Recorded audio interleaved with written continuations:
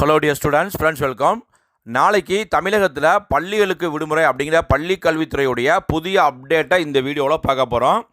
இப்போ தமிழகத்தில் பள்ளி கல்வித்துறை சார்பாக ஏற்கனவே இந்த 2024-25 கல்வியாண்டிற்கான பள்ளி வேலை நாட்களுடைய நாட்காட்டியை பப்ளிஷ் பண்ணாங்க. அதனுடைய அடிப்படையில் ஆகஸ்ட் இந்த 10ஆம் தேதியும் 24 August 2nd சாட்டர்டேவும் 4th Saturday working டேஸாக இருந்துச்சு. ஸோ ஆசிரியர் சங்கங்கள் சார்பாக ஏற்கனவே பார்த்திங்கன்னா பள்ளிக்கல்வித்துறைக்கு கோரிக்கை கொடுத்துருந்தாங்க. சனிக்கிழமையுடைய அந்த பணி வேலைனால் மறுபரிசீலனை பண்ணுங்கன்னு கொடுத்தாங்க.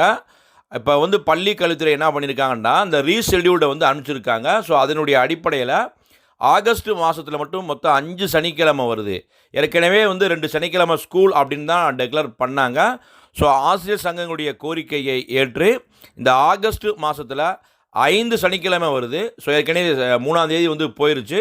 வரக்கூடிய அனைத்து சனிக்கிழமையுமே பள்ளிகளுக்கு விடுமுறையாக அறிவித்து ஒரு புதிய காலண்டர் அப்டேட்டை கொடுத்துருக்காங்க.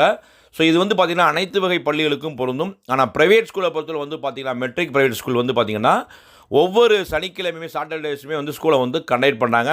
ஆனால் தமிழகத்தில் உள்ள அரசு மற்றும் அரசு உதவி பள்ளிகளுக்கு இந்த ஆகஸ்ட் மாதத்தில் வரக்கூடிய 4 சனிக்கிழமையுமே பள்ளிகளுக்கு விடுமுறை.